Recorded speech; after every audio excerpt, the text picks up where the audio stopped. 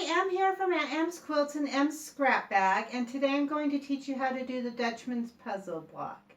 It's what I have. It makes a fun border. My Night Winds, I'll show a picture of that up here in the corner, quilt is also a Dutchman's puzzle. I'll show you two different ways to do it. If you play with the placement of the colors around your geese blocks, it can alter the pattern in your quilt as you put them together. Thanks for watching my video. Remember to like and subscribe. All right, let's get started. To get started, we're going to need 8 flying geese. Your flying geese can be all the same, or they can be two. I'm doing 2 different ones. It just makes the pattern pop a little more.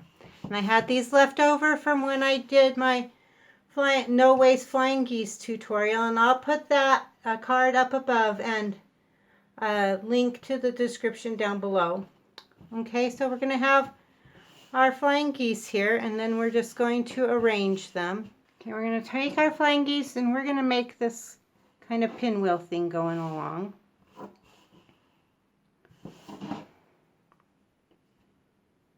And we're going to take the other flying geese and just extend that pattern.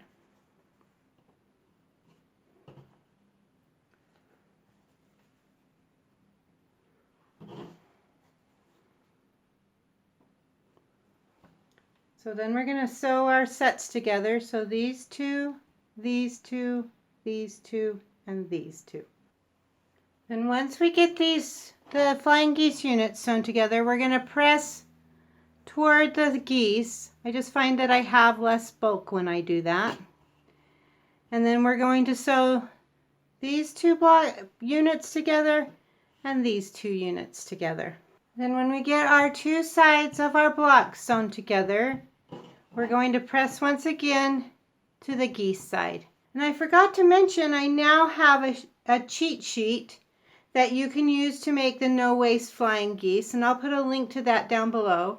It makes it so you don't have to do any of the math. It's all figured out for you for the common sizes of flying geese that you might want to make.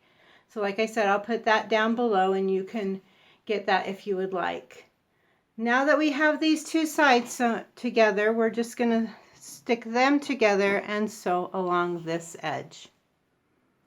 And because we have pressed toward the geese, once again, our seams are going to butt. So just lock those up. If you want to use a pin there, you can. All right. Once you get all the units sewn together, you're going to want to pop your seam so you don't end up with a lot of bulk here in the middle. And I will put a card up above that links to my tutorial on how to do that, and I'll put a link in the description below. All right, so this is the Dutchman's puzzle, and like I said, you can play with this block and get an alternate look, and let me show you how that works. So once again, you're going to need 8 flying geese, and as you can see here, I've changed one side of the sky. So you won't be able to use the no waste flying geese tutorial on these geese. You would be able to do it with these geese. This one you will want to use my other tutorial, and I'll put a card up above and I'll put a link in the description below for that tutorial. And then once again, we're going to make our pinwheel.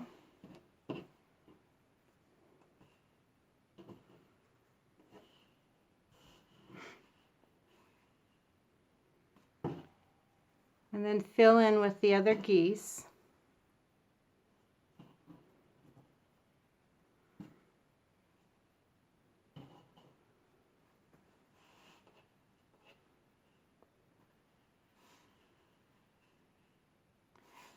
And you'll get a fun pinwheel like that with the double pinwheel.